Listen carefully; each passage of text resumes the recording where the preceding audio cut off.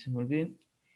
Y bueno, lo que tenemos para hoy es continuando con el tema de la rotación, solo que ahora este, vamos a ver una cantidad nueva. ¿Ok? Hasta el momento lo que hemos hecho o lo que yo he intentado hacer es ¿cómo se llama esto? Comparar lo que ustedes ya conocen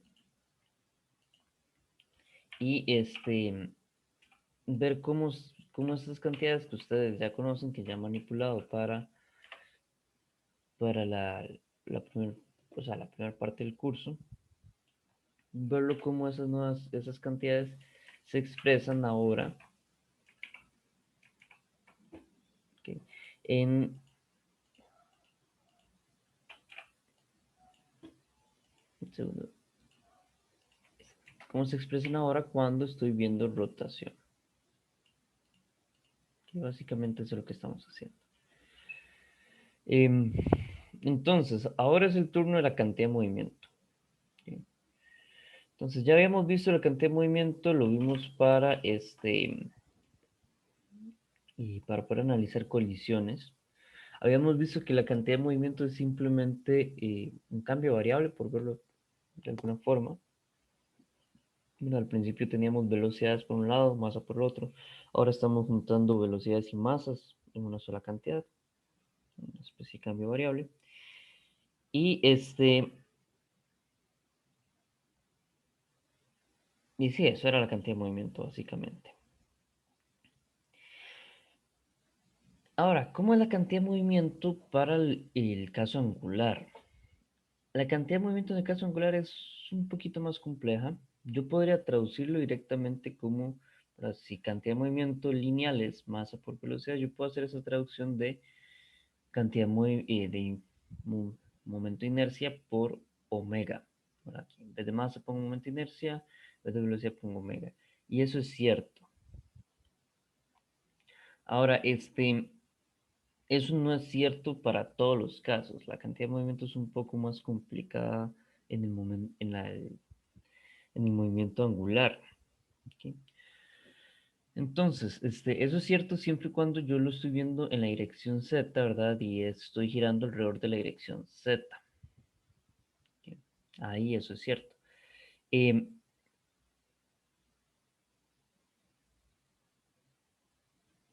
si pasamos al análisis más general, ¿verdad? O mejor dicho, pues un análisis de una partícula, que es lo que más hemos estado viendo, cómo se mueve una partícula.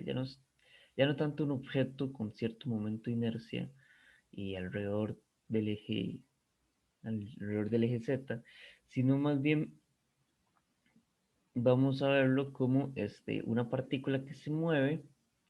Entonces el momento de inercia se convierte en masa por r al cuadrado, ¿verdad? Porque ahora solo estoy analizando una partícula a cierta distancia r. La velocidad lineal es r omega, omega es v entre r, ¿verdad? Y entonces yo puedo poner esa cantidad de movimiento angular como mr al cuadrado por v entre r, una r cancela, y me queda r por mv. Y entonces resulta que también puedo calcular la cantidad de movimiento angular como r cruz p, ¿verdad? Por aquí está r, por aquí está masa por velocidad, eso es p, ¿verdad? Y ahora sí, ¿por qué el producto cruz? Bueno, ya eso es un poquillo más complicado. La cuestión es que la cantidad de movimiento angular como vector para el caso angular, valga la redundancia, siempre apunta este, a lo largo del eje a través del cual se está girando, ¿ok? O a lo largo del eje que se podría llegar a girar, si lo quiero ver así. Em, si uno se pone a analizarlo, entonces eso significa que si el vector r viene desde el centro del círculo hacia donde está la partícula, el vector v siempre va a ser perpendicular al círculo, perdón, va a ser tangencial al círculo, O sea, la cantidad de movimiento también va a ser tangencial al círculo. Entonces, cada uno de ellos está en una dimensión diferente. El vector R es radial, el vector V es perpendicular, es tangencial, perdón, y el vector de cantidad de movimiento angular va con Z. Cada uno va en una dirección completamente diferente. Entonces, para poder multiplicar esos primeros dos vectores y que me dé el vector, el tercer vector que va en esa dirección completamente diferente, completamente ortogonal a los dos anteriores, necesito el producto cruz. Ahora, eso significa una cosa, eso significa que yo podría calcular la cantidad de movimiento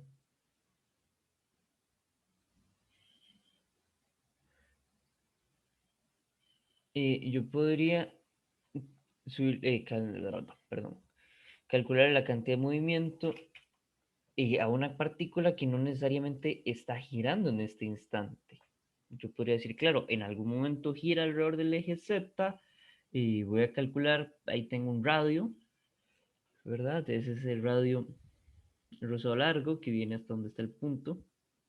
Hay cierta velocidad que en algún momento es perpendicular a ese círculo de radio R mayúscula, ¿verdad? Y yo puedo hacer R minúscula cruz V, D, y eso se puede calcular. Yo puedo calcular ahí un R minúscula cruz V, que al final de cuentas va a ser el R, la magnitud de R, ¿verdad? El radio gran mayúscula, por la cantidad de movimiento o la magnitud de la cantidad de movimiento de la velocidad de la partícula que viene.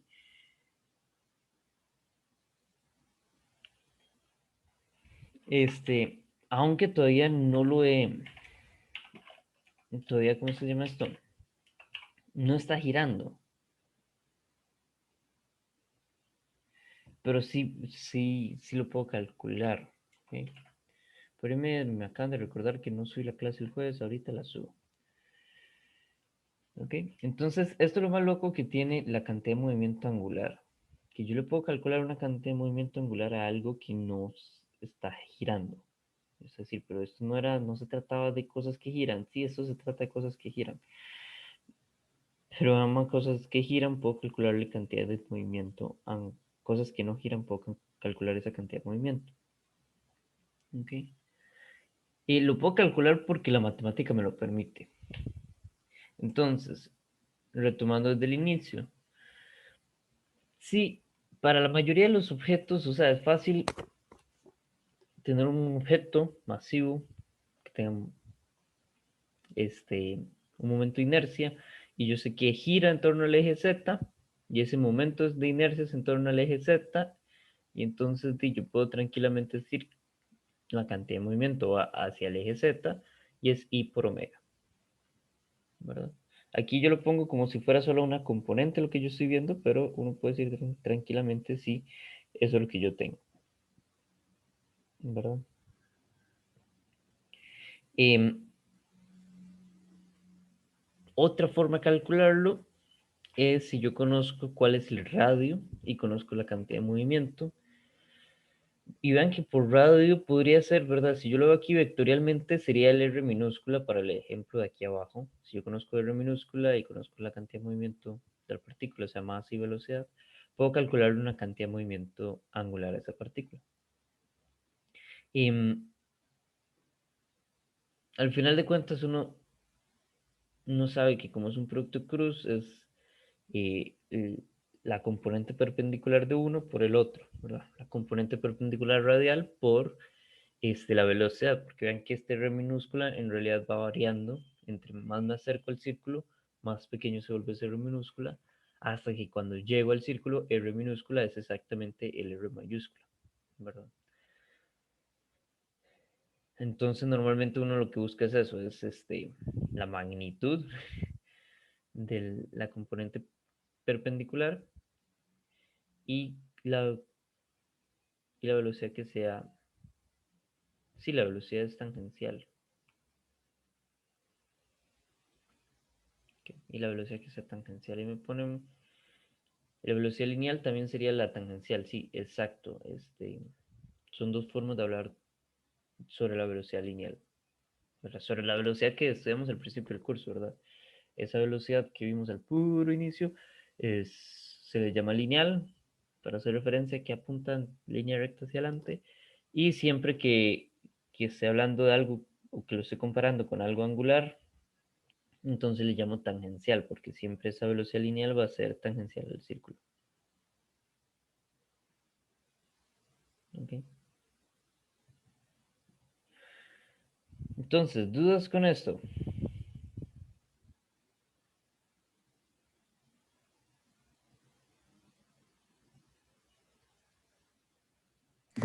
No, profe. Perfecto.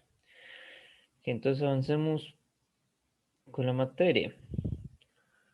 Aparte de la cantidad de movimiento angular, que tengo dos ecuaciones para calcular, este, podemos entonces hacer la misma relación que habíamos hecho antes entre la cantidad de movimiento y la fuerza, ¿verdad? En algún momento yo les mencioné que en realidad Newton, cuando planteó la segunda ley, ahí le hablaba de la cantidad de movimiento, ¿verdad? El cambio en la cantidad de movimiento de una partícula es igual a la fuerza neta que experimenta esa partícula, ¿verdad? Lo mismo pasa en el caso angular, solo que aquí el momento de torsión, pero el momento de torsión externo al sistema es igual al cambio de la cantidad de movimiento con respecto al tiempo, ¿verdad? Eso, esa relación sigue ahí, la puedo traducir directamente. Muy bien. Y entonces, a ver si realmente entendieron. Este, Empecemos con este ejercicio. Dice lo siguiente. Un segundo.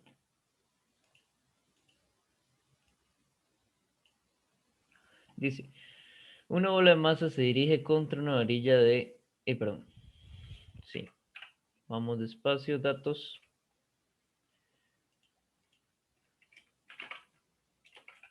Entonces tengo una bola de masa M. ¿Okay? Se dirige contra una varilla, entonces aparte de la bola tengo una varilla.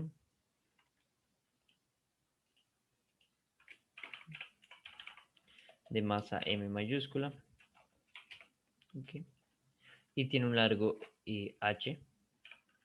¿Okay?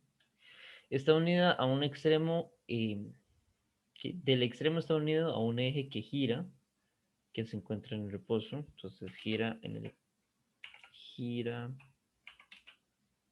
alrededor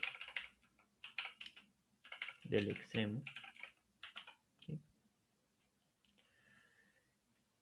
Y dice que si la bola se dirige de manera tal que golpea la varilla a una distancia r del eje de giro, entonces tratemos de ver eso. Ese es mi eje de giro. Okay. Hagamos aquí una especie de varilla. ¿Cómo lo puedo hacer una varilla?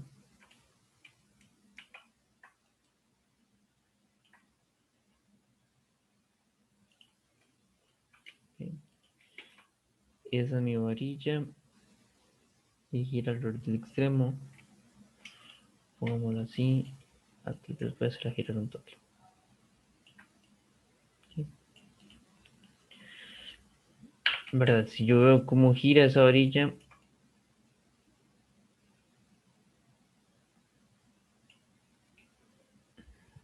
Un segundo. Okay.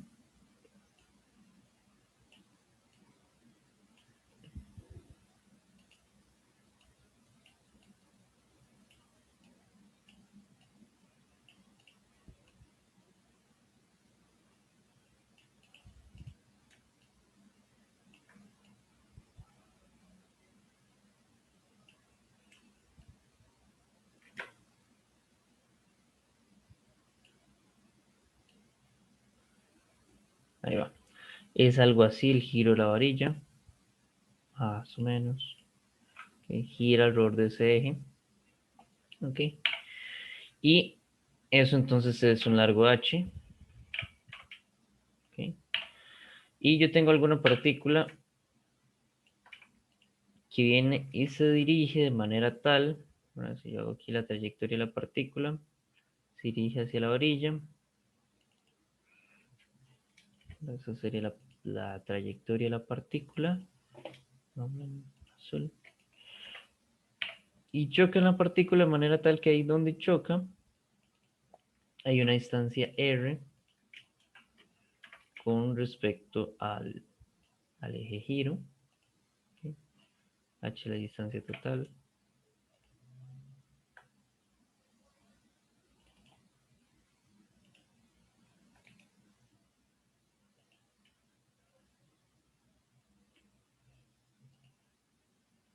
Okay. Más o menos así.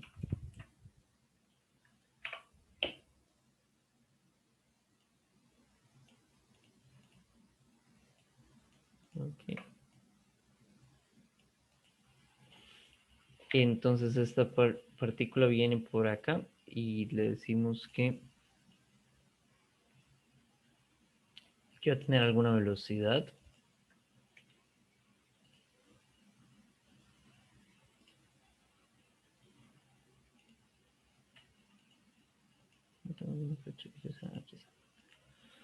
Okay. Entonces la bola va aquí, pega a cierta distancia r respecto al eje, la orilla tiene un largo h, puede girar alrededor de ese eje, okay. Tiene una masa m mayúscula, okay. Y dice, luego de que golpea, bueno, luego de golpear, quedan unidos y el sistema comienza a girar alrededor, girar con una velocidad angular, omega. Entonces, esto es antes de colisionar. Ahora ya tengo eso. Me dice que antes de colisionar, la varilla comienza en reposo. Okay. Y luego de colisionar,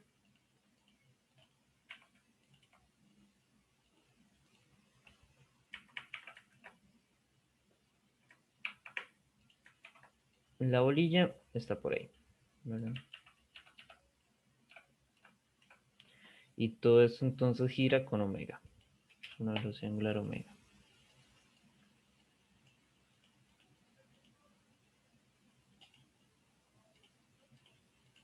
Okay. Y aquí sí está girando. Ahora aquí entonces está en reposo. Voy a quitar esto porque todavía no está girando.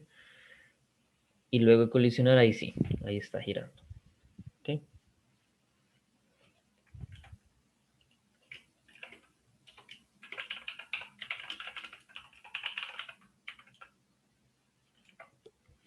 Y me dicen cuál es la velocidad de la bola. Eso es lo que me pregunto. Mi incógnita entonces es esto, la velocidad de la bola. ¿Ok? ¿Cómo puedo resolver esto?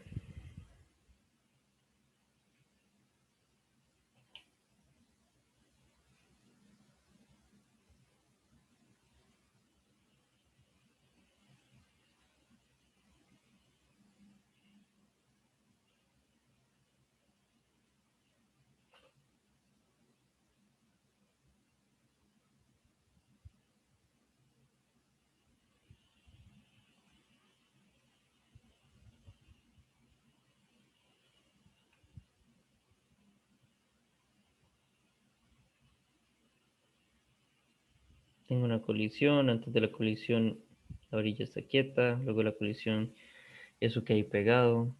¿Cómo puedo resolverlo?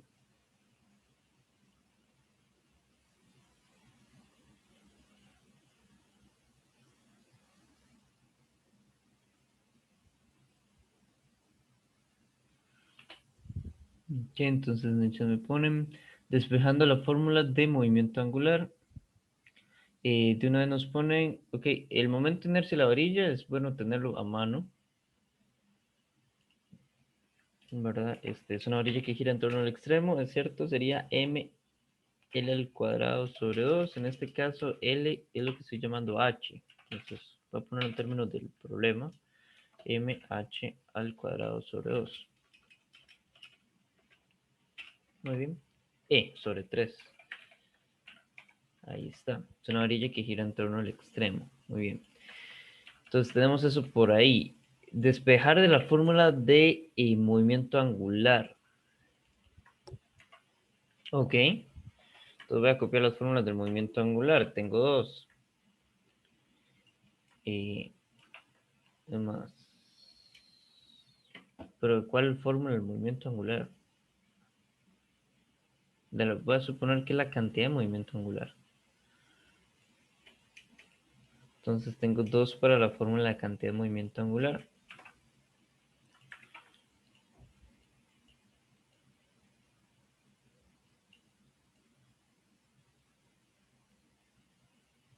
Si logro... ahí está.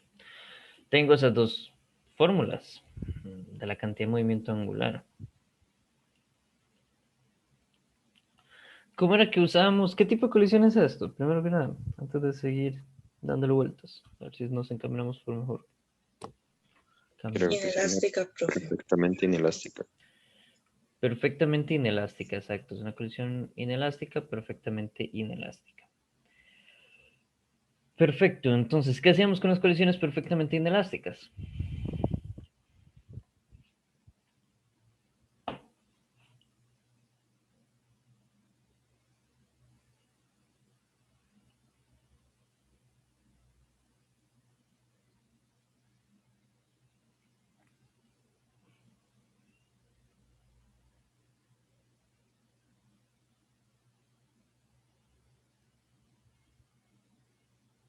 ¿Qué hacíamos con las colisiones perfectamente inelásticas?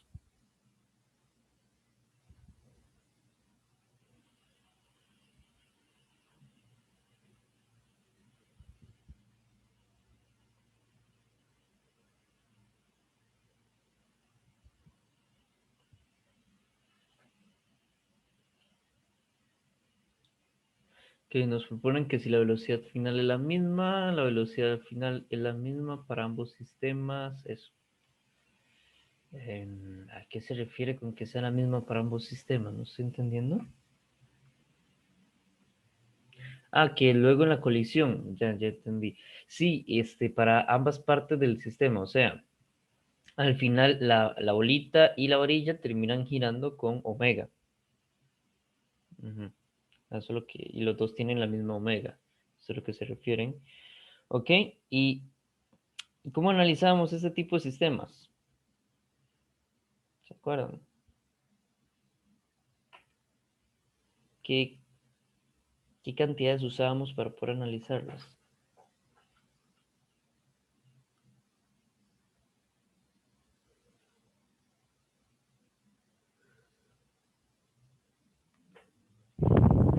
¿O qué principio, qué ley?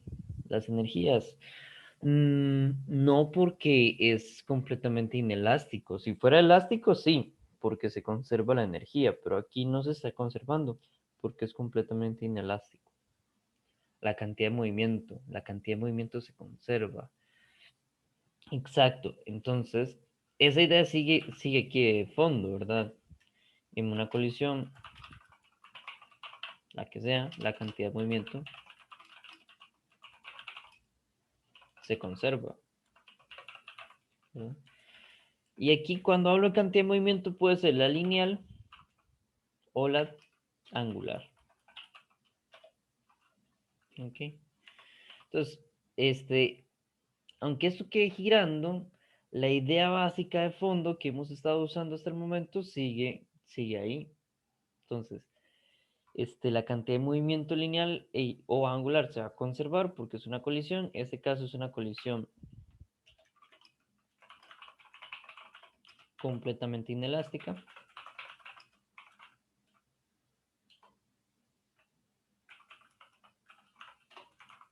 Eso significa, ¿verdad?, que el omega con el que gira la varilla, omega es de la varilla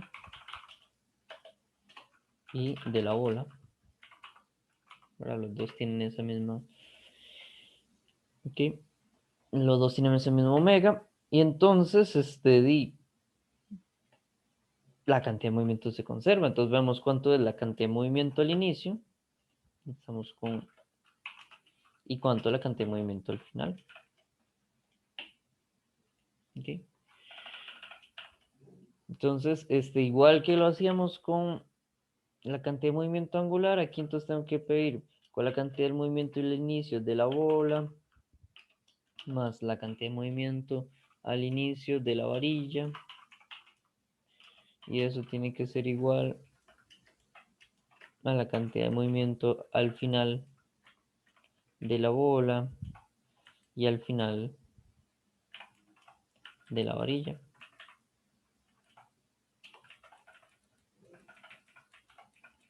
Vamos subiendo índices para que se entienda. Entonces, ¿cuánto es la cantidad de movimiento de la varilla al inicio? No sería cero, profe, porque está en reposo. Sería cero porque está en reposo. Exacto. Muy bien, entonces tachémosla de una vez. Ok, ¿cuál de las dos fórmulas uso para la cantidad de movimiento de la bola al inicio?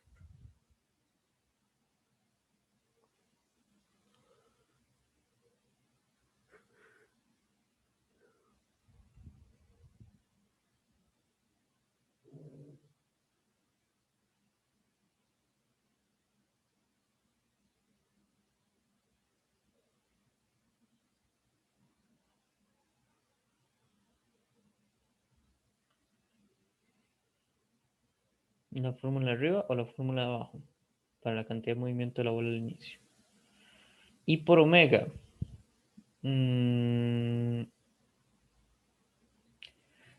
Y por omega no me sirve tanto para la bola al inicio. Me sirve más la segunda. Vea que cuando vimos aquí la cantidad de movimiento, fue con la segunda que analizamos la bola que viene y se va acercando a algo que puede girar, pero que todavía no está girando, pero entonces se viene acercando. Entonces usamos la segunda, ¿verdad? Y entonces lo que decimos es, bueno, si bien el R es el R minúscula, voy a usar el R mayúscula porque es R mayúscula la parte de R minúscula que es perpendicular a la velocidad, ¿verdad? Y por ende también es perpendicular a la cantidad de movimiento lineal. Entonces para la bola voy a poner el R mayúscula por la masa de la bola por la velocidad que ando buscando. Es la cantidad de movimiento al inicio. Al final, al final se puede usar I por omega. ¿Por qué? Porque al final yo lo que tengo, el dato que yo conozco es omega, ¿verdad? Entonces a la ola sí le puedo poner el I por omega. ¿Cuánto es el I de la ola? ¿Cuál es el momento de inercia de una bola que gira en torno a un eje con cierto radio de distancia?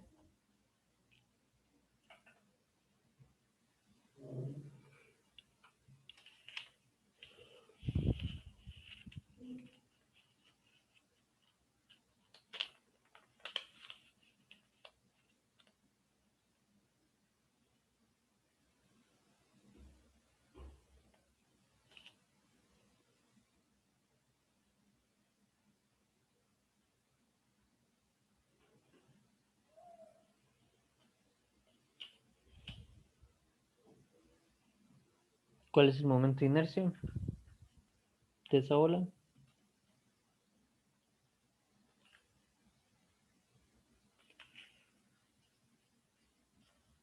No, el ml tercios es el de la varilla, ¿verdad? Aquí en la varilla sí tengo m, el L va a ser h, ¿verdad? Ya habíamos comentado esto, entre 3. Esta es para la varilla.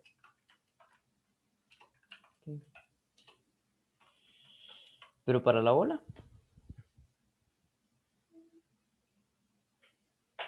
aquí son 3.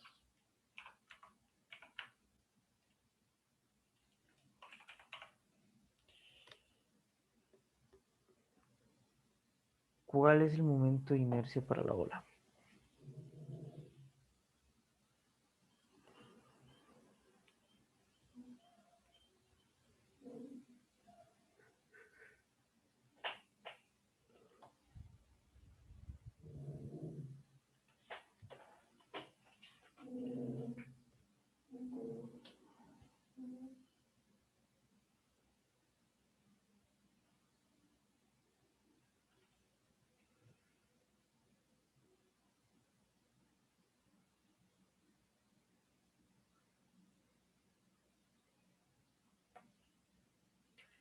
m por radio al cuadrado, exacto.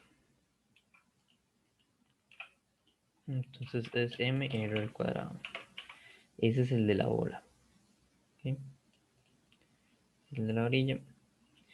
Y este es el de la bola al inicio. Entonces pongámoslo todos juntos. Entonces al principio tengo RMV. Al final entonces voy a tener MR al cuadrado omega más MH al cuadrado, M mayúscula, perdón, H cuadrado omega entre 3. Okay. Y bueno, y de aquí andamos buscando la velocidad. Entonces la velocidad es tan sencillo como mandar mr al dividir, ¿no? Entonces cuando lo mando a dividir, cancela aquí 1 y aquí queda multiplicando. ¿No? Uno se podría poner fancy y decir, bueno, y voy a sacar omega factor común.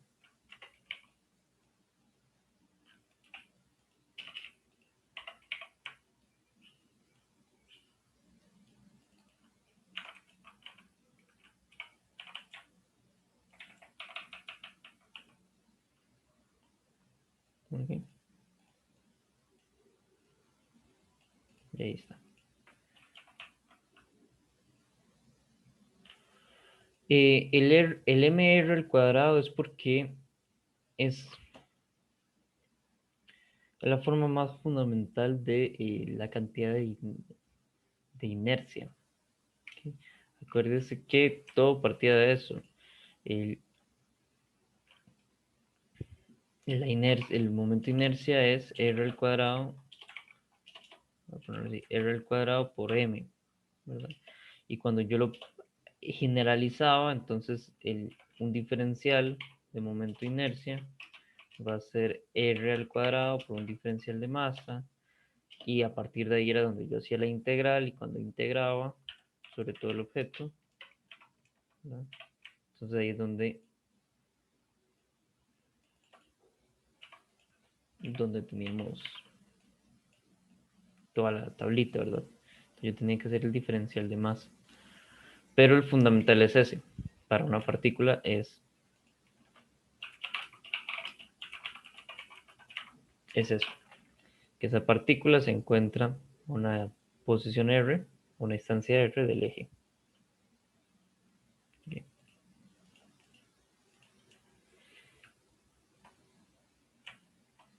Para una partícula, para un objeto.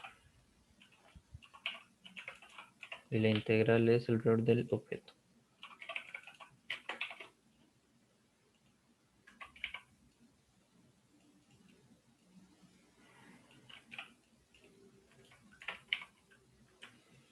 Okay. Muy bien. Entonces ven que se usa igual la cantidad de movimiento angular. ¿Cuál es la diferencia y cuál es el cuidado que tengo que tener? Que aquí ahora tengo que escoger entre dos formas de calcularlo. Pero igual vamos a tener colisiones inelásticas y elásticas y todo tipo de colisión. ¿Sí? Aquí tengo otro ejemplo. Entonces,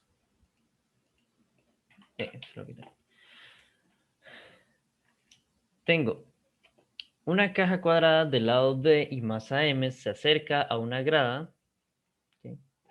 Tal vez voy a quitar un segundo de esto para que se vea. ¿Verdad? Ahí está la grada, entonces la caja se acerca a la grada con una velocidad v. Al golpear la grada comienza a girar, super corre, ahí comienza a girar. Y queremos saber cuál es la velocidad mínima antes de que dé la vuelta completa. ¿Cómo puedo analizar yo cuándo da la vuelta completa?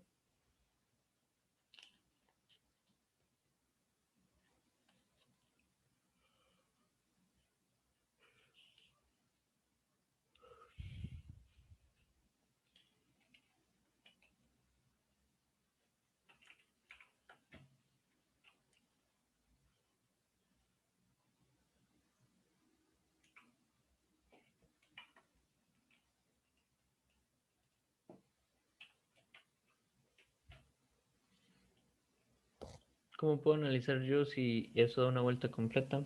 ¿Qué punto tengo que poner ahí para poder generar un análisis así?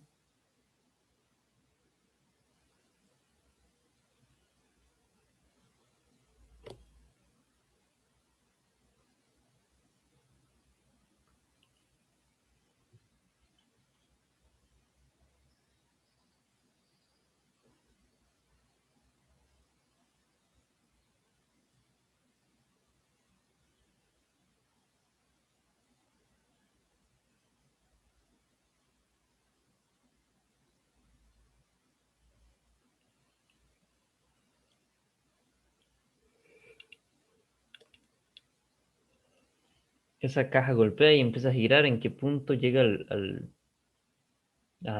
o me llego a dar cuenta si completó la vuelta?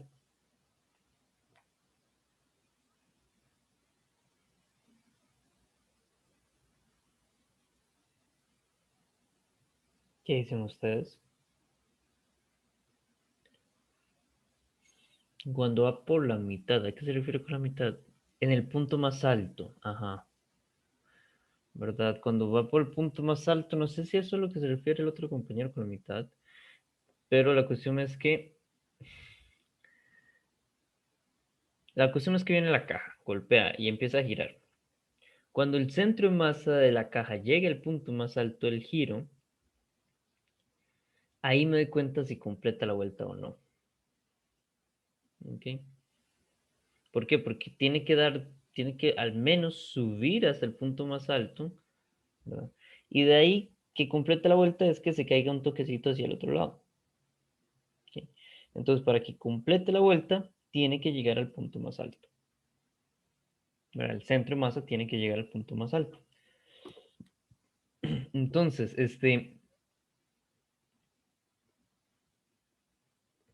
vamos a analizarlo de la siguiente manera. ¿Verdad? ¿Qué datos tengo? Entonces, entre las variables conocidas, ¿verdad? Tengo la distancia del lado, ¿verdad? Yo sé que el centro de masa va a estar en el centro del objeto, es una caja homogénea, tiene una masa m. Y para que complete la vuelta, la velocidad en el punto más alto tiene que ser cero. ¿Ok? Tiene que al menos llegar ahí, ¿verdad? Para que sea la velocidad mínima, ¿verdad? Con la cual completa la vuelta, tiene que al menos llegar al punto más alto, como una velocidad cero. Si llega con una velocidad mayor, de fijo completa la vuelta. Pero con que al menos llegue, es el caso mínimo, ¿verdad? Es el límite mínimo para que complete la vuelta, ¿verdad? Y entonces lo que ando buscando es qué velocidad v tiene antes, ¿verdad? Para que para que complete la vuelta. Eso es lo que eso es lo que conozco del problema, ¿verdad?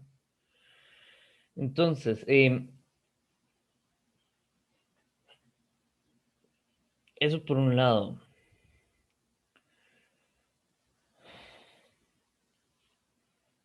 Ahora, también hay una colisión de por medio. ¿Qué tipo de colisión es esa?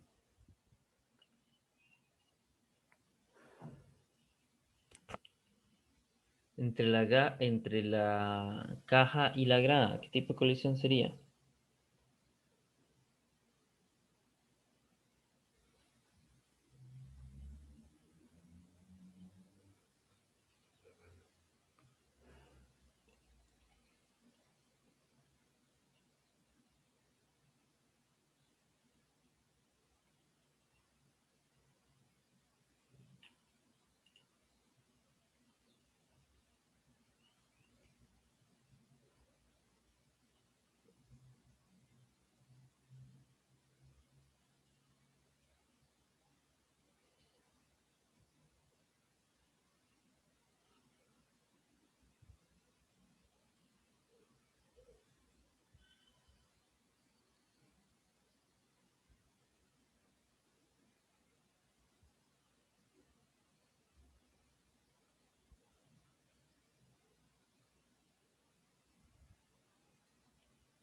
Inelástica, exacto. Es una colisión inelástica. ¿Ok? Entonces, Vamos a analizar esa colisión. Entonces tengo antes de la colisión y después de la colisión. ¿Vale? Entonces, ¿cuánto es el momento, la cantidad de movimiento antes de la colisión?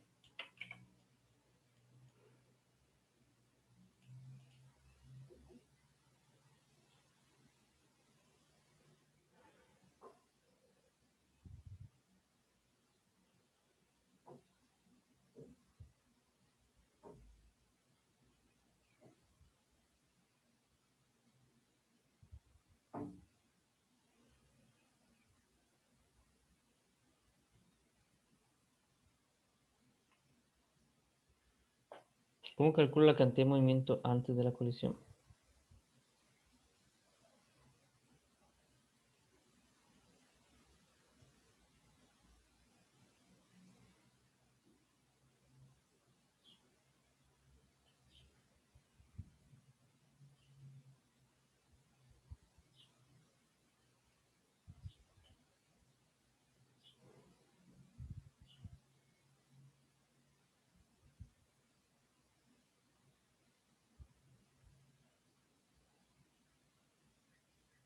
M por V.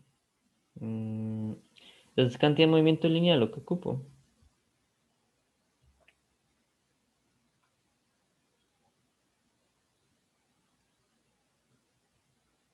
¿O eso quedaría girando?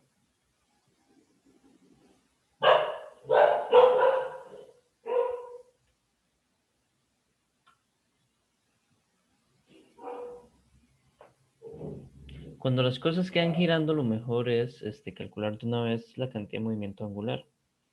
Entonces, ¿cómo le calculo la cantidad de movimiento angular a eso?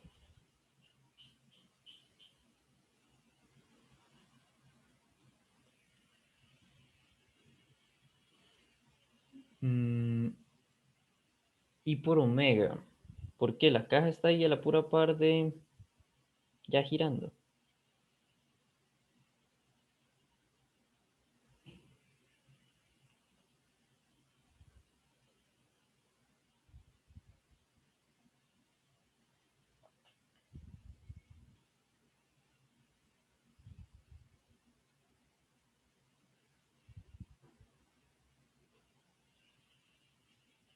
R cruz P. R cruz P es la mejor forma de calcular la cantidad de movimiento antes de la colisión. R cruz P. ¿Okay? Entonces, vamos a calcularlo de la siguiente manera. La parte, R lo voy a poner minúscula. Es R minúscula, la parte perpendicular entre el R minúscula y la velocidad es de medios. ¿Okay? Y P va a ser entonces masa por velocidad. ¿Bueno? Entonces, esa es R cruz P. Es el resultado de R cruz P. ¿Ok? Ahora, una vez que está girando, ahí ya sí tengo un eje giro dentro del objeto que puedo identificar. ¿Cómo puedo calcular ahí la cantidad de movimiento? Sí, la cantidad de movimiento angular. Una vez que ya está girando. Y después de que golpea la gradita y ya está girando. Y por omega.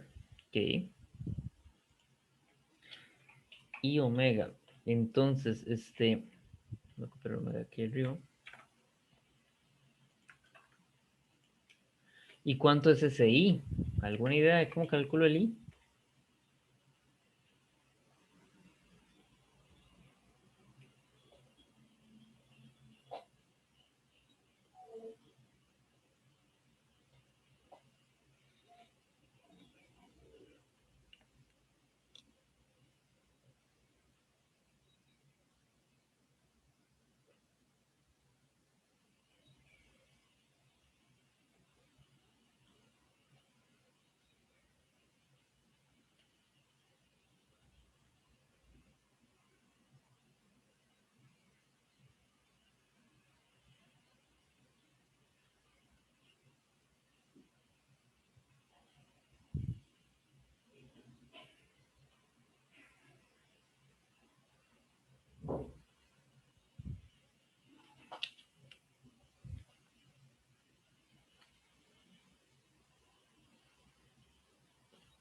¿Alguna idea de cómo calcular eso de ahí? M por R al cuadrado. No, porque esto es una caja. Eso sí no lo puedo ignorar. Si puedo analizar como si fuera el centro de masa que se acerca, y ahí sí lo puedo reducir a eso, el centro de masa que se acerca. Pero una vez que está girando ya no puedo ignorar que es una caja. ¿Hay alguna figura de las que estudiamos cuando vimos momento de inercia que se parezca a esto?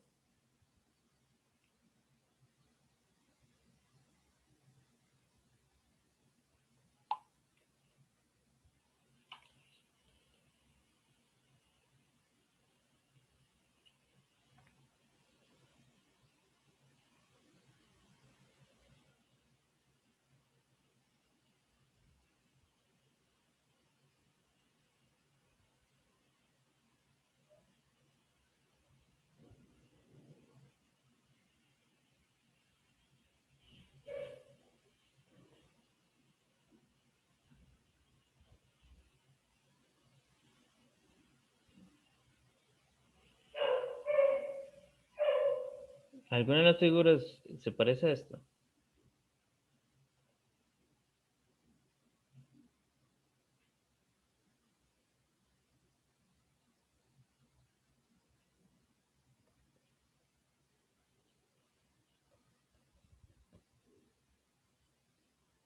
Tal vez no exactamente es esta, pero que se parezca.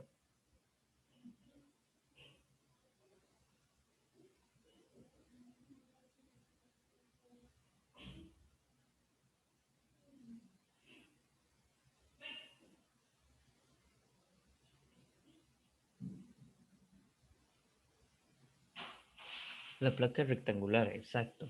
Entonces, la cuestión con la placa rectangular, bueno, es que gira en torno al centro. No sé si ese es el centro. Ahí está. Gira en torno al centro. Pero yo no estoy aquí girando en torno al centro. Yo aquí estoy girando en torno a este punto de acá. Pero yo estoy corriendo ese eje giro, que está aquí en el centro, y lo estoy corriendo hacia acá, hacia el borde. ¿Okay? Voy a quitar estas diagonales. Entonces esta es la distancia que yo estoy corriendo mi eje de giro. La voy a llamar D mayúscula. ¿Verdad? Si yo sé que la caja tiene un lado D, de lado, ¿verdad? Entonces, usando la placa rectangular, el momento de inercia respecto al centro de masa va a ser la masa de la caja por d al cuadrado más d al cuadrado, ¿verdad? Porque era ancho y largo al cuadrado cada uno, ¿cierto? Y déjenme ver si los divido entre algo, solo para corroborar.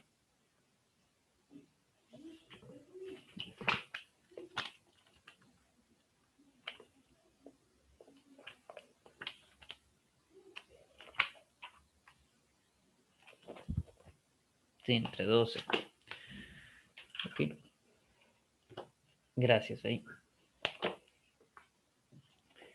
Muy bien, entonces ese es el momento de inercia respecto al centro de masa. ¿Y cómo hacíamos para corregir cuando yo corro el eje giro?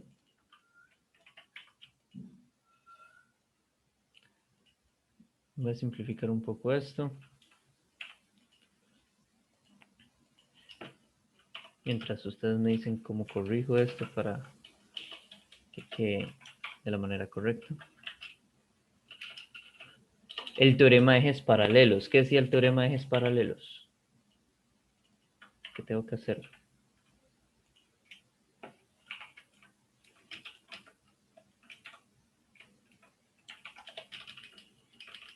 Aquí estoy simplificando, como tengo todo, como el ancho y el largo es el mismo, entonces queda 2 veces d al cuadrado, y entonces simplifica el 2 con el 12, queda un sexto. Pero sí, el teorema de ejes paralelos. Entonces, ¿qué me decía el teorema de ejes paralelos?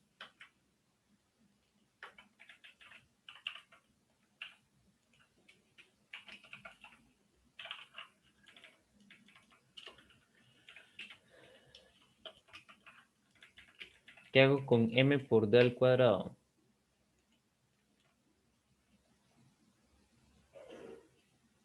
Lo sumo, ¿verdad? Tengo el i del centro de masa y le sumo la masa del objeto por la distancia que la estoy corriendo al cuadrado. Aquí la distancia la estoy poniendo con d mayúscula porque el lado del objeto es d minúscula.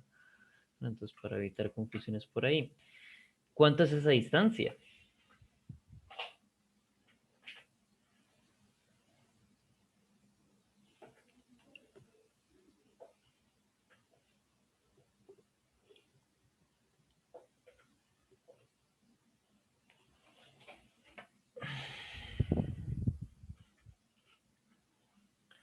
De medios. Segura. 100% segura. Pero bueno, sería como la hipotenusa del triángulo que hace de medios y de medios. Sería la hipotenusa del triángulo que hace de medios y de medios, ¿verdad? Aquí entonces tengo la mitad de D.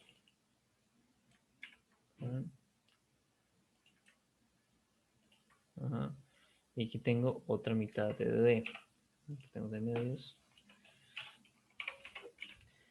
De medios es esto de acá.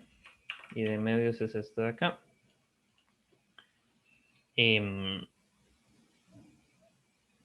¿Verdad? Y eso hay varias formas de calcularlo. ¿Cómo lo quieren calcular ustedes?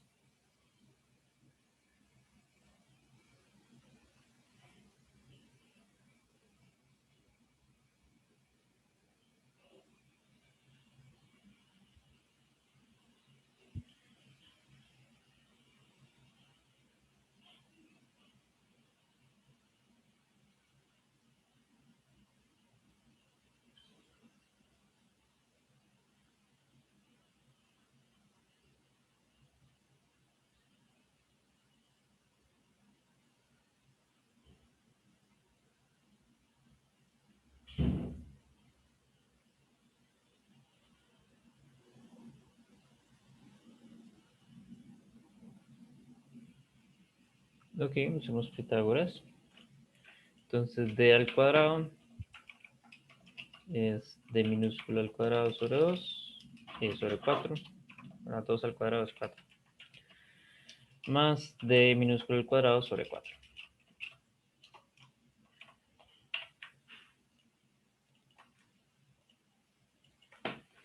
Entonces de aquí sale que, ¿verdad? Simplificando una vez, d mayúscula al cuadrado, entonces va a ser un cuarto más un cuarto es un medio.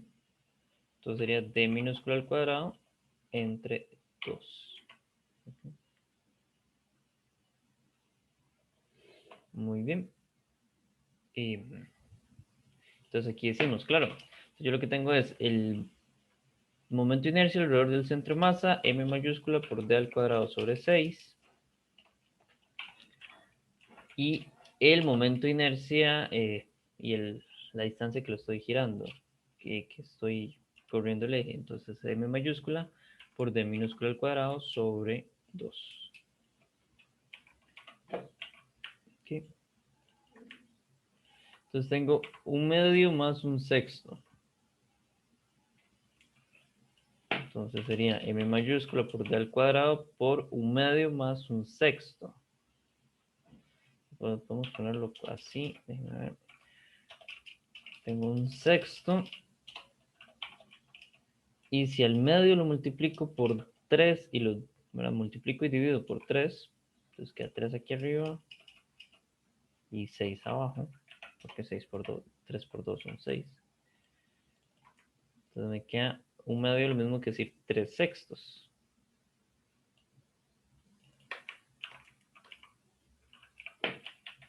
Okay. Entonces el momento de inercia nuevo sería 4m al cuadrado sobre 6, que resulta ser 2md al cuadrado sobre 3, simplificando. ¿Okay? Hacemos lo siguiente.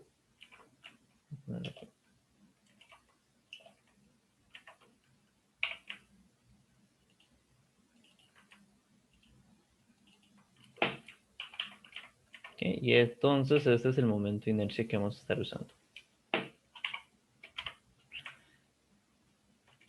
Sí. ¿Alguna duda sobre eso?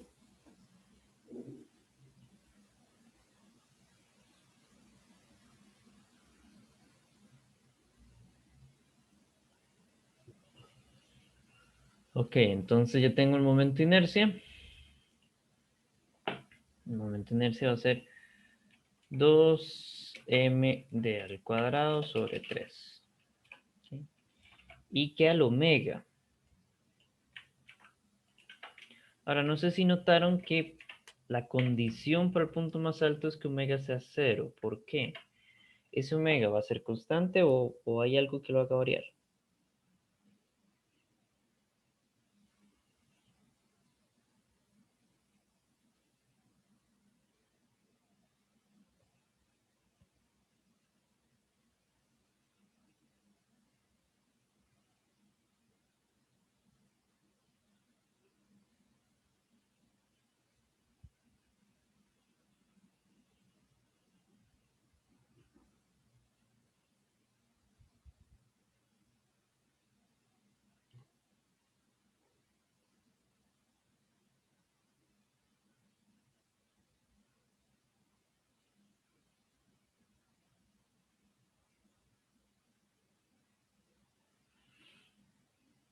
Debería variar, ¿verdad? Va a variar. Entonces, ¿cómo hago para que varíe?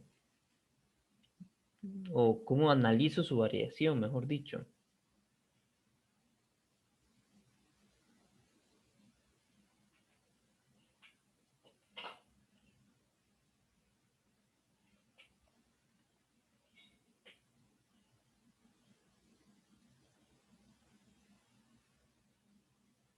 ¿Cómo analizo la variación?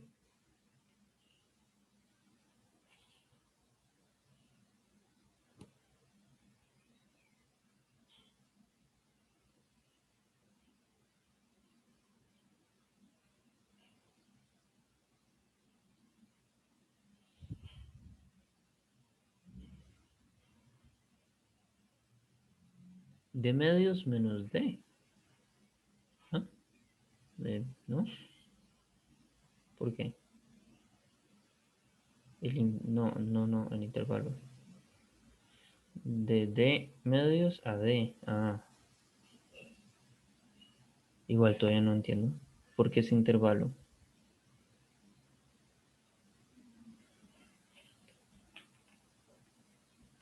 Y gracias por explicarle a la compañera la duda antes.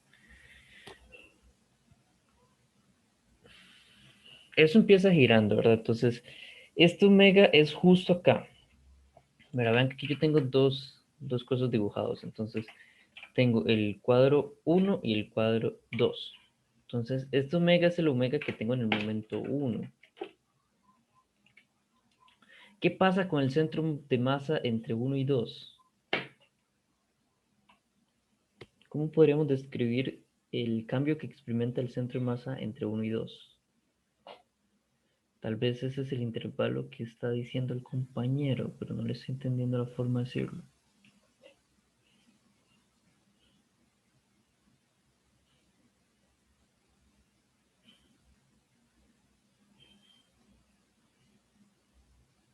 ¿Qué? A ver, compañero, me dice si le estoy leyendo la mente o si estoy agarrando lo que usted puso, solo porque se podría acercar a lo correcto.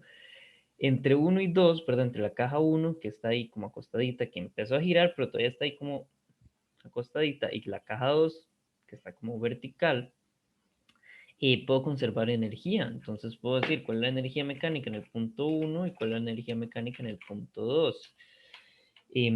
Aquí voy a tener cierta energía cinética más una energía potencial en el punto 1, ¿verdad? Y de igual manera voy a tener cierta energía cinética y cierta energía potencial en el punto 2. La cuestión es que cuando analizo esto, ¿verdad? La energía cinética va a ser I por omega, esto omega 1 de acá, I por omega al cuadrado sobre 2. El centro masa se encuentra a una altura, ¿verdad? Va a ser mg por la altura, que en este caso es de medios. En el segundo caso, la energía cinética es 0. Y la energía potencial va a ser mg por D mayúscula. ¿Era eso a lo que se refería?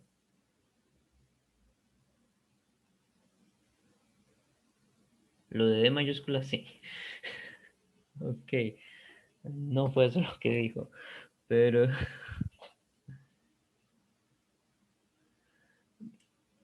bueno, ok, iba por buen camino. No, no le entendí al inicio, pero por dicha. Pero sí, la idea del compañero era esa, o bueno, más o menos por ahí. Decir, claro, aquí hay una variación en el centro de masa, supongo que eso fue lo que él vio como tal. El centro de masa al principio tiene una altura de medios y al final tiene una altura de mayúscula, ¿verdad? ¿Por qué? Porque está a lo largo de este eje D, ¿verdad? Esa media diagonal. Entonces, el centro de masa cambia de altura desde D medios hasta D mayúscula. Entonces hay un cambio en la energía potencial. Y ya que estamos cambiando la energía, sabemos que después de la colisión como tal, aunque la colisión es inelástica, ¿verdad? Y podemos igualar los momentos de inercia, perdón, podemos igualar las cantidades de movimiento angular. Después de la colisión, ya no hay nada que me haga perder energía, entonces puedo analizarlo como un problema de conservación de la energía, ¿verdad? Ese es el típico problema que primero colisionaba y después conserva energía, solo que ahora con cantidad de movimiento angular. ¿Okay? Y bueno, la D ya la conozco, es D sobre raíz de 2. Entonces todo bien. D minúscula sobre raíz de 2. Ya lo conozco de antemano. Entonces, y este omega que está acá es el mismo omega que aparece acá arriba. ¿Sí? Aparece ahí arriba. Entonces, despejemos y sustituyamos. ¿Sí? Entonces voy a despejar el omega de la conservación de la energía mecánica. Voy a multiplicar todo por 2 para quitar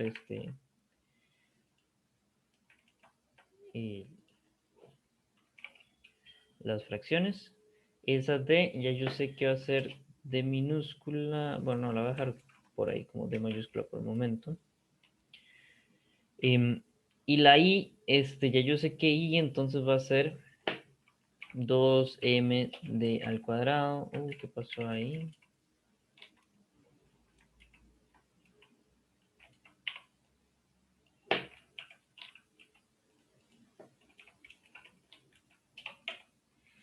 Dos md al cuadrado sobre 3.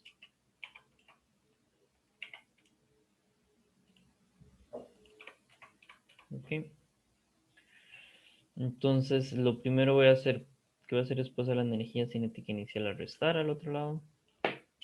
Entonces, esta que está aquí, vamos a restar. Okay. Y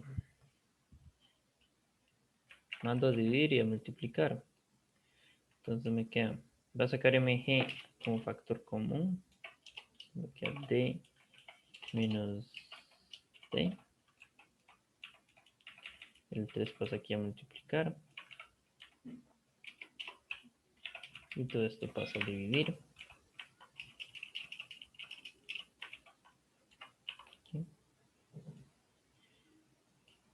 Entonces tenemos que omega, según conservación de energía, el omega mínimo que tengo que tener justo después de la colisión sería la raíz cuadrada de esto. La m cancela. Y que añadir. Okay. La raíz cuadrada de esto. Okay. Muy bien. Y ahí queda la D mayúscula, pero es que la D mayúscula va a tener...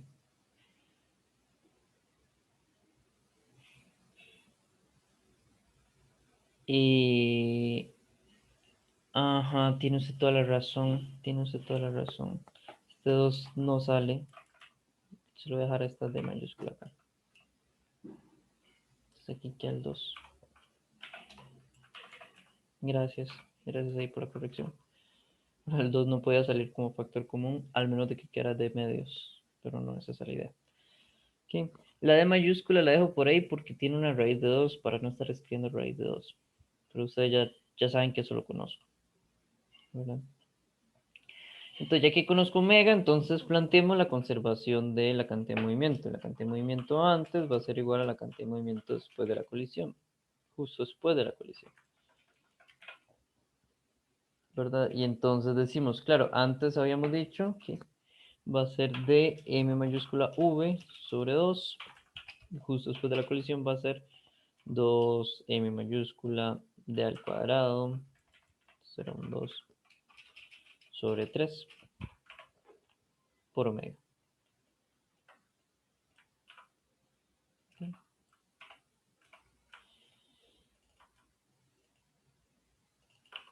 Y bueno, simplemente simplifico de acá y sustituyo. Entonces paso el 2 a multiplicar, el md a dividir.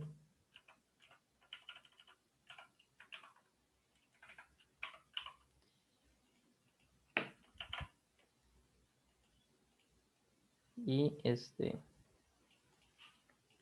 omega, entonces sustituyámoslo por lo que es. 2 por 2 es 4. La m cancela con m, hay una d que cancela con el cuadrado. Y omega es la raíz cuadrada de 3g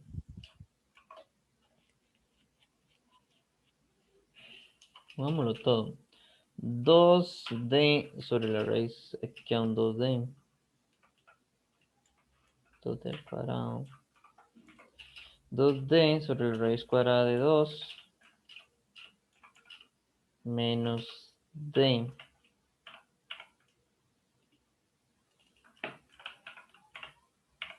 Entonces,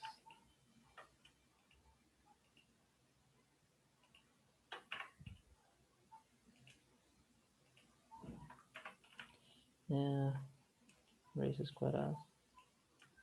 Ahí está. Raíz cuadrada de 2. Paréntesis. O algo así.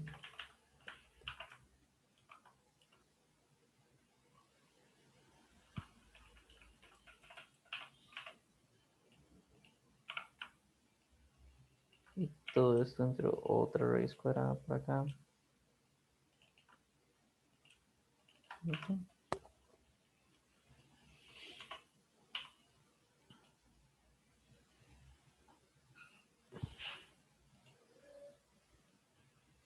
Ok. Y esa es la respuesta. Uno podría simplificarlo un poquito más para que no quede tan feo.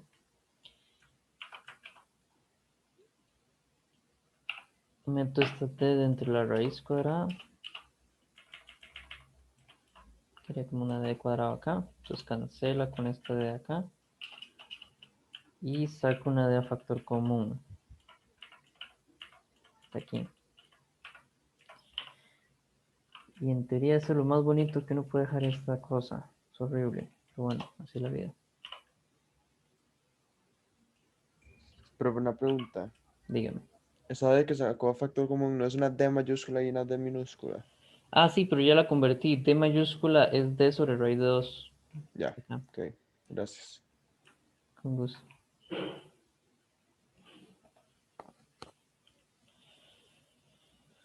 Ok, y sería eso. ¿Verdad? Y tiene las unidades correctas. Vean que dentro de la raíz cuadrada tengo m metros sobre segundo al cuadrado, que es g, que multiplica por m de la d. Entonces queda metros al cuadrado sobre segundos al cuadrado dentro de una raíz. Entonces queda metros sobre segundos. Entonces las unidades sí son correctas, por lo menos. Y después todo eso son números para ayudarme a hacer el factor correcto, ¿verdad? Y Pero bueno, esa es la velocidad mínima que tiene que llevar la caja antes de golpear para que complete el giro. ¿Ok? Entonces vean que siguen siendo problemas, no sé cómo ponerlo para que se vea todo. Siguen siendo problemas parecidos a los que hemos analizado anteriormente. Simplemente ahora hay que tener cuidado con las cantidades de movimiento angular, ver qué fórmula uso para calcularlo. Hay que tener cuidado con los momentos de inercia, ver qué forma, cómo lo saco, de dónde lo saco. Pero si es una colisión y luego conserva energía, sigue siendo el mismo mecanismo. Es una colisión y después conserva energía, ¿verdad? Que eso era un tipo de ejercicio clásico. ¿Cuál es la clave? La clave es poder ver dónde está la colisión y después poder identificar cómo conserva energía. Y vean que para la conservación de energía, entonces, uno lo que hace es analizarlo desde el centro de masa, ¿verdad? Es la altura del centro de masa lo que me interesa.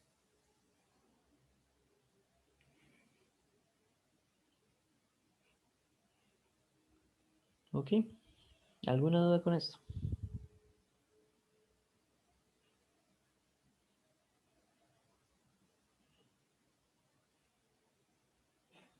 Muy bien. Entonces, trae un par más. Hagamos aunque sea este. Tratemos de hacerlo rápido. Este tiene H partes, pero me gusta porque pide todo. Y cuando es todo, cuando digo todo, es todo. ¿Qué tenemos aquí? Tenemos la masa del objeto es 5 kilogramos. Aquí nos dan la función de la velocidad. La velocidad es 6t al cuadrado en la dirección de y más 2t en la dirección de j. Esto están en unidades de metros sobre segundos. Okay. Y entonces nos piden que encuentre su posición como función del tiempo. ¿Cómo hago eso? Posición en función del tiempo. Esta es la velocidad en función del tiempo. Me piden posición en función del tiempo.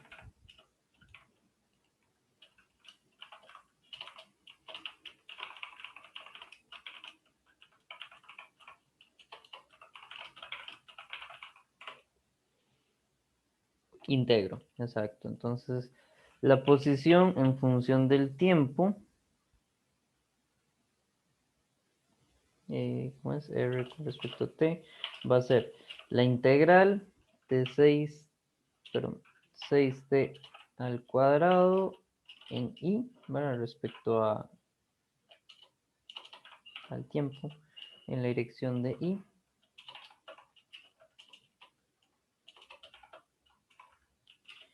Más la integral de 2t con respecto al tiempo en la dirección de j.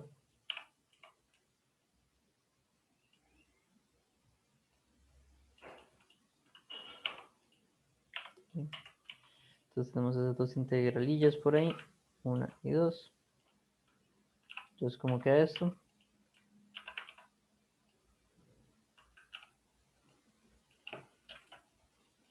Seis t al cuadrado con respecto al tiempo, ¿cómo queda la integral? Queda t elevado al cubo dividido entre 3. Entonces el 6 se simplifica. Perfecto. T elevado al cubo entre 3. Entonces, tal y como dijo el compañero, el 6 se simplifica. Entonces, esto va a ser 2t al cubo en i. Y en j, ¿cómo queda? T queda elevado al cuadrado, igual bajo el 2, acá, sobre la misma lógica. Entonces el 2 se cancela. Entonces queda t al cuadrado en j. ¿Ok? Muy bien, perfecto. Entonces voy a ir acumulando las ecuaciones acá. Entonces, ¿qué conozco? Conozco la masa, ahora conozco la velocidad y conozco ahora la posición. Voy a poner aquí antes. Eso está en unidades de metros. La parte B, describe el movimiento. Escojamos algunos puntos, ¿verdad? El punto para el instante 0, siempre es un punto interesante, va a ser 0 en I más 0 en J. ¿Verdad? Porque todo depende del tiempo. Entonces hay algún punto, mira, cuando el instante es 0, la posición es 0.0, está por acá. Muy bien, ahí más o menos. Veamos para el segundo 1. R a un segundo, entonces va a ser 2 por 1 al cubo en I más 1 al cubo, perdón, 1 al cuadrado en J. O sea, serían 2 en I, ajá, por acá. Vamos a ver como en gris, que no se vea mucho. Y 1 en J. ¿Okay? Entonces, digamos que el 1 en J va como por acá.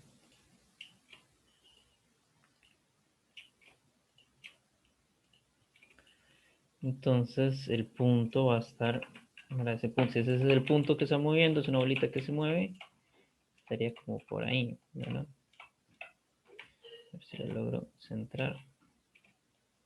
Ahí está. Vamos a los 2 segundos, ¿dónde estaría? R a los 2 segundos, solo como para hacer una descripción. Entonces tengo 2 por 2 al cubo en I más 2 al cuadrado en J. Tal vez tenga que quitar esto de acá, probablemente. Entonces, 2 al cubo es... gracias, 16,4. Entonces aquí tengo 16 en I más 4 en J.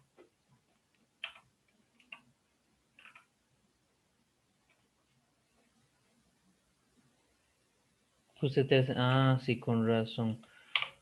Gracias. Entonces, vean que aquí abajo yo lo llevaba de 2 en 2 porque ya sabía que iba a saltar de forma bestial hasta 16. Y aquí arriba, entonces, este es 1, 2, 3, 4, es este aquí arriba. ¿Verdad? Entonces, para el segundo 2, la bolita, nuestra querida bolita, pasó de acá hasta acá. En general, aquí ya yo hice una simulación. Así es como se comporta. ¿Okay? Esto lo hice para 100 metros en I. Habría recorrido 13.6 metros en J. ¿Okay?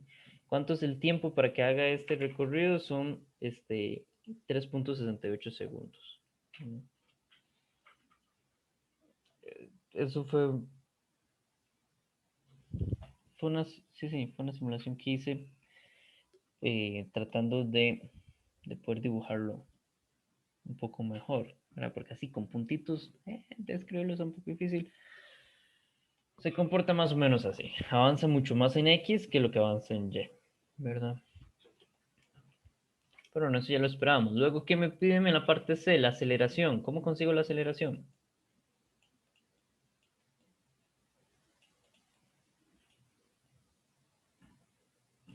Derivando ¿Qué derivo? la velocidad. Perfecto. Entonces en C quiero aceleración. Entonces la aceleración con respecto al tiempo va a ser la derivada de la velocidad con respecto al tiempo. ¿Cómo que haría eso?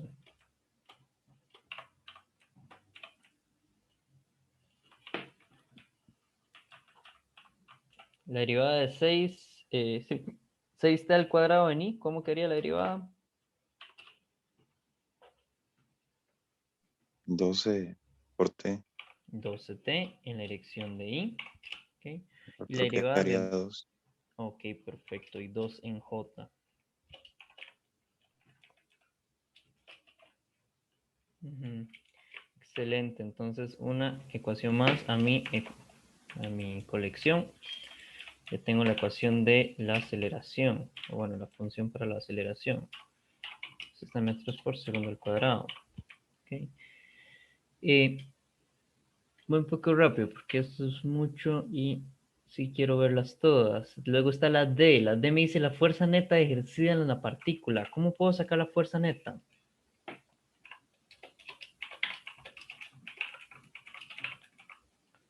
Okay. Conozco esto que voy aquí acumulando. Esto es lo que conozco. ¿Cómo puedo sacar la fuerza neta? Masa por aceleración, exacto, ¿verdad? La segunda ley de Newton me dice que la fuerza va a ser masa por aceleración. En nuestro caso, entonces sería masa por esta función que acabamos de descubrir. Esa es la aceleración. Okay. Y la masa es 5. Entonces sería 5 por 12. ¿Cuánto le queda? 60 por el tiempo. Y en la dirección tal vez voy a cambiar aquí que la masa es 5. Bueno, 60 por tiempo en la dirección de I. Más 5 por 2, 10 en la dirección de J. Perfecto, entonces nuestra lista de cosas que ya sabemos calcular, se agrega la fuerza. Tengo la fuerza en función del tiempo. Muy bien. Esto está en newtons. Excelente. Seguimos. La D. La E dice el momento de torsión respecto al origen ejercido sobre la partícula como función del tiempo. Eso está interesante. Dice, quiero calcular momento de torsión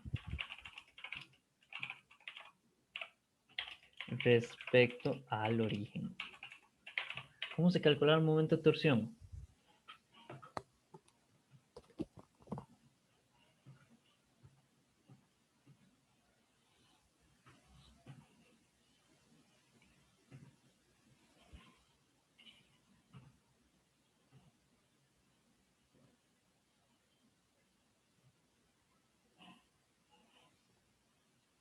Momento de torsión. ¿Cuál era la forma básica?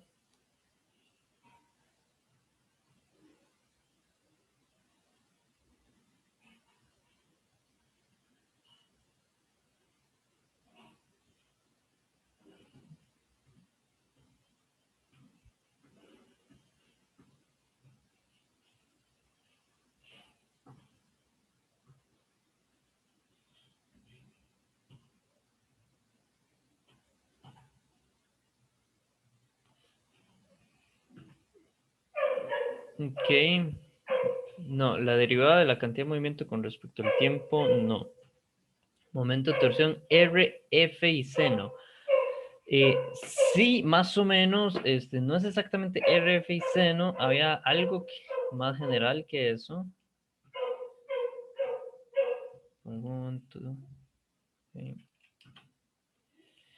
Que era que el momento de torsión, ¿verdad? Ese RF y seno sale que en realidad es R cruz F, ¿verdad?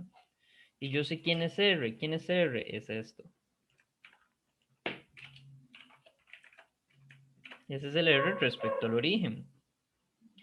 ¿Quién es F? Es este aquí abajo.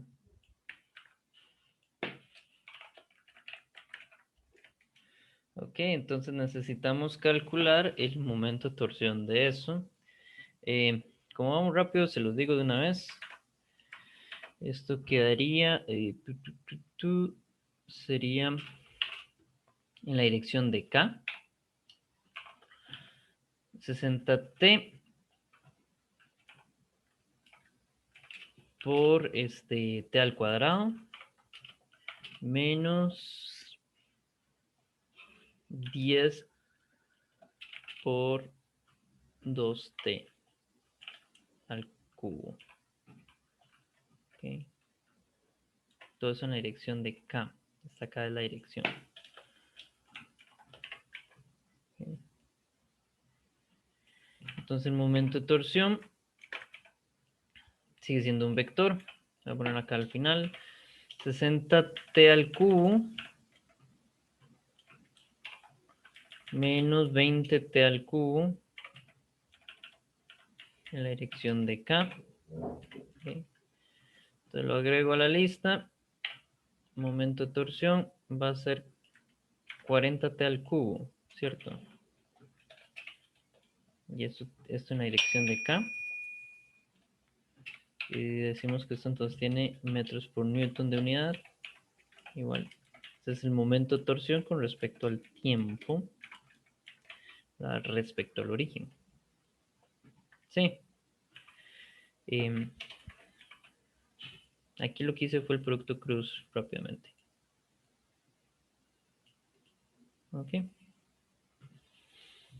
Muy bien. Luego me piden en la F la cantidad de movimiento angular de la partícula como función del tiempo. Sí, era 40, gracias. Ok, ahora me piden la cantidad de movimiento angular.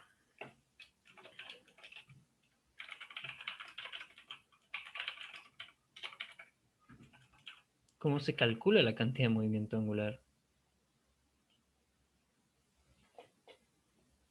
¿O cómo lo puedo calcular para esto? Esto es una partícula que se mueve, es un objeto de 5 kilogramos.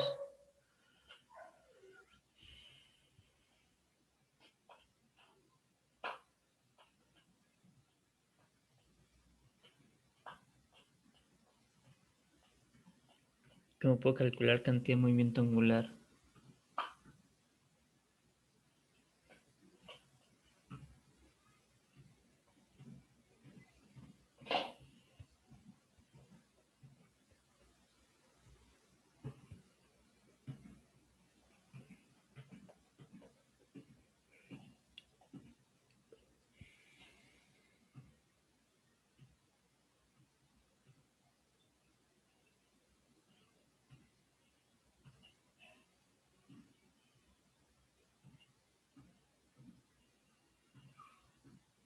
También como un producto cruz. Sí, pero hay una más rápida, pienso yo. Habíamos visto que el momento de torsión también se podía calcular, ¿verdad? Usando la segunda ley de Newton. Es la derivada del momento angular con respecto al tiempo. Entonces podría ser otro producto cruz, pero me parece que es más rápido decir claro. Y entonces la cantidad de movimiento angular va a ser la integral del momento de torsión con respecto al tiempo, ¿verdad? Déjenme copiar la integralcilla que me quedó bonita. Ahí está. ¿Verdad? Entonces sería la integral de 40 t al cubo, esto en la dirección de K, respecto al tiempo, esto en la dirección de K. Okay, ¿cuánto quería esa integral?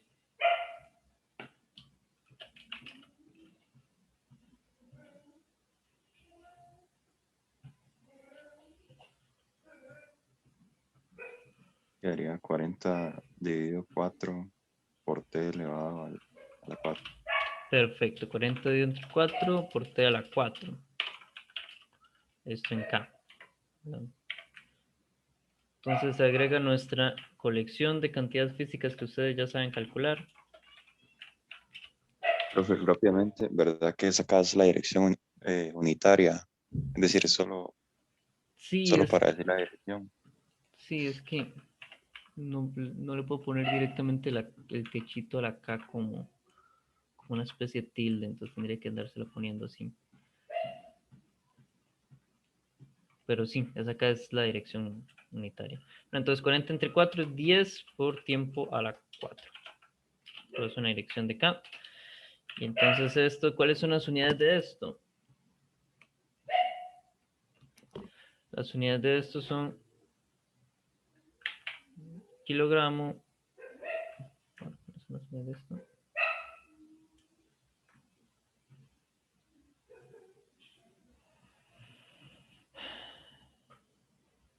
Vamos, sería kilogramo por metro al cuadrado sobre segundo a la 3. 3. Sí.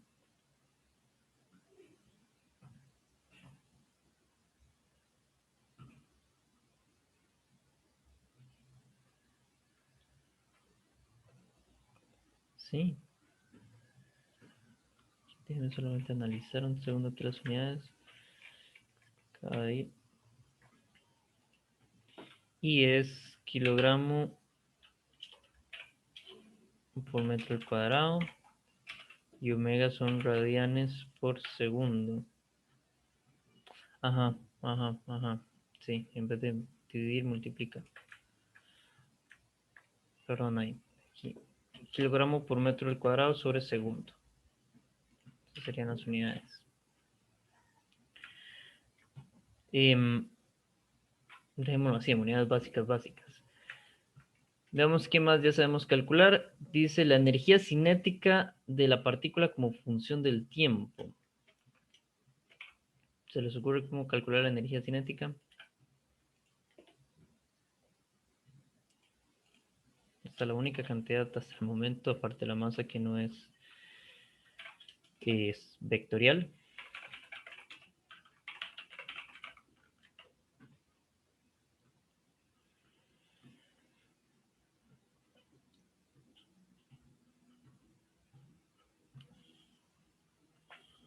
¿Cómo se calcula la energía cinética?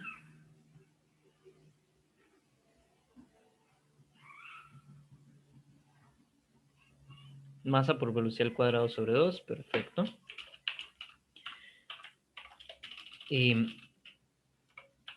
Ok, entonces sustituyamos, la masa es 5 por la velocidad está al cuadrado. La velocidad es esto de aquí, es un vector, pero no importa, lo ponemos acá. Cuando yo tengo un vector al cuadrado, básicamente lo que le voy a calcular es la magnitud. Lo divido entre 2. Entonces, eso quedaría 5 medios del primero al cuadrado más el segundo al cuadrado. Sería porque eso es un vector, ¿verdad? Entonces, cuando yo tengo un vector al cuadrado, es como calcular la magnitud. Y tengo la magnitud del cuadrado, entonces me quedaría, voy a hacerlo así. 6t al cuadrado, eso al cuadrado, más 2t al cuadrado. ¿Okay? Entonces, 6 por 6, 36 por 5, gracias. Queda 90t a la 4. Ese ya es el resultado total, solo para saber si tengo que...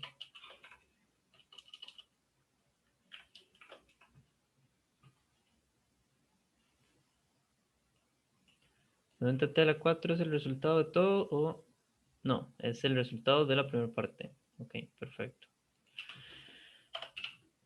Más, cierto, porque el otro tiene un, entonces sería 4 por 5, serían, bueno, 4 entre 2 serían 2, por 5 serían 10t al cuadrado. Ok. Entonces, esa sería la energía cinética. Okay. Que eso ya no es un vector, ¿verdad? Este es el primero, la primera cantidad que hemos calculado, de todas las que hemos calculado, que ya no es un vector. Simplemente queda sumando en forma de varias potencias, pero no es un vector como tal. Esto tiene unidades de julios.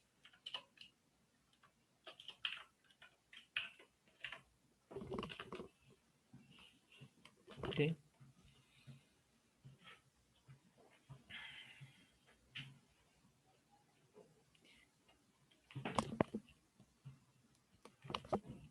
Muy bien, entonces tenemos todo eso hasta el momento. ¿Qué más podemos hacer? La última que me pide aquí es la potencia inyectada en el sistema de la partícula como función del tiempo. Esto está interesante. Potencia. ¿Cómo calculo la potencia?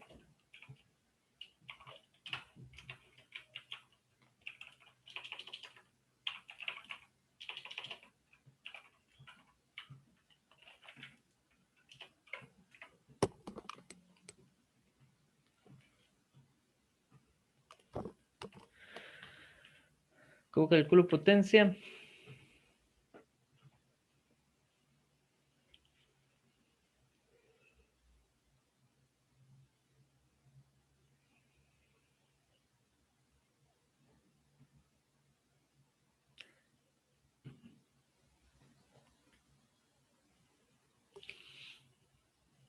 Potencia es la derivada de la energía con respecto al tiempo. Ahora es la potencia instantánea.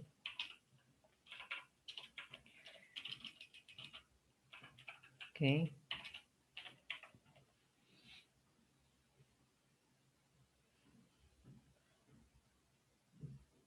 Y entonces, a ver, sería entonces la derivada de lo que acabo de calcular. Entonces 90 por 4, 360, t a la 3 más 20t. Okay. Es una forma de calcular la potencia, solo como para corroborar que esa sea la forma correcta. Potencia también me da fuerza, punto, velocidad. ¿Verdad? Entonces, por producto punto, la fuerza tiene 60t, por la velocidad sería 6t al cuadrado. ¿Ok? Más la fuerza tiene 10 en J, por la velocidad tiene 2t. ¿Ok? Entonces queda 360t al cubo más 20t. ¿Verdad? Entonces sí, la potencia la podemos calcular de cualquiera de esas dos maneras. Cualquiera de las dos maneras me dio lo mismo. Esa es la potencia instantánea. Entonces la potencia en un instante t dado va a ser 360 t al cubo más 20t. ¿Verdad? Eso está en watts. Sí, pero igual puedo calcular cosas que todavía no están por acá, que podría haberlo calculado desde antes, como cantidad de movimiento. Cantidad de movimiento es masa por velocidad. Entonces, a la velocidad le multiplico por 5, 6 por 5 son 30, t al cuadrado, más en i, más 2 por 5 son 10, t en j. ¿Okay? ¿Qué otra cantidad se les ocurre que no está aquí?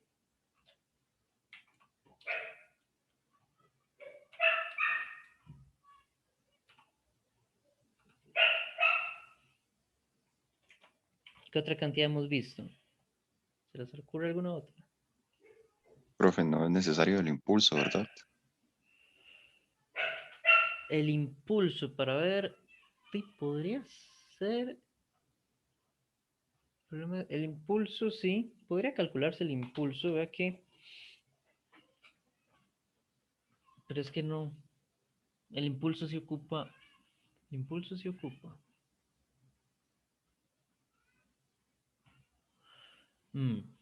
No, el impulso no ocupa. El impulso se calcula de dos formas. Es o la integral de la fuerza con respecto al tiempo, o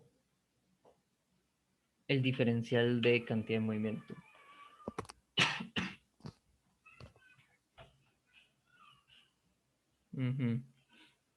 Se podría calcular como la integral, sí, se podría calcular por acá. La integral de la fuerza, ¿verdad? El impulso con respecto al tiempo, entonces sería, tal vez le pongo aquí el nombre impulso al final, porque ahí puede confundirse.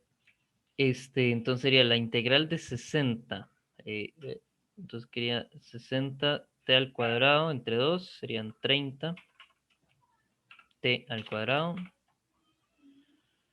en i. Y no, vamos a llegar a lo mismo que la cantidad de movimiento. Entonces,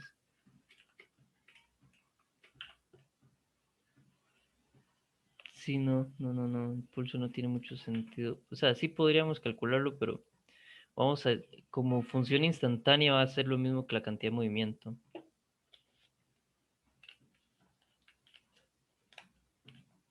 Entonces, no. ¿Qué más? A ver. Ya tengo posición, velocidad de aceleración, cantidad de movimiento, fuerza, momento de torsión, cantidad de movimiento angular, energía cinética, potencia.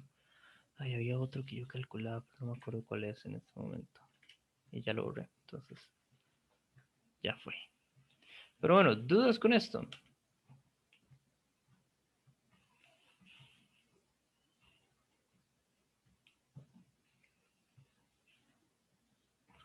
No, quería 5T. 10T, porque vea que aquí en J la fuerza no tiene T. Entonces quería 10T. Porque yo no estoy integrando la de cantidad de movimiento.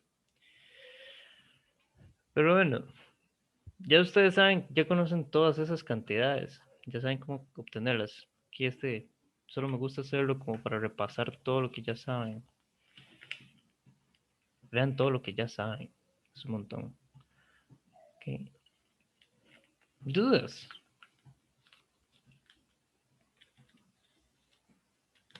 Profe, de mi parte todo claro. No sé si me haría el favor de ponerlo en pequeñito para tomarle una captura de pantalla. Como algo así, para ver si logro. Dame un segundo. A ver si logro subirlo todo un toquecito. ¿Así o está muy pequeño? No, así, así está bien, más bien. Ok. Gracias, profe. Con gusto. Ok, si no hay dudas, nos vemos en la próxima clase. ¿Lograron hacer los ejercicios que les dije del Resnick? Los intentaron. Sí, no, tal vez. Bueno, inténtenlo. Si tienen dudas, me mandan al correo la foto de lo que Profe, hicieron. ¿cuál es, cuál práctica o cuál resumen? Perdón. No, del Resnick, del libro Resnick, yo la clase pasada les dije que intentaran algunos ejercicios interesantes. Ok, Entonces ahora voy a subir la clase pasada y ahí se fija. Al final creo que se ven los números. Ok. gracias, profe. Con gusto. Ok, si no hay más dudas como tal, dejémoslo por acá.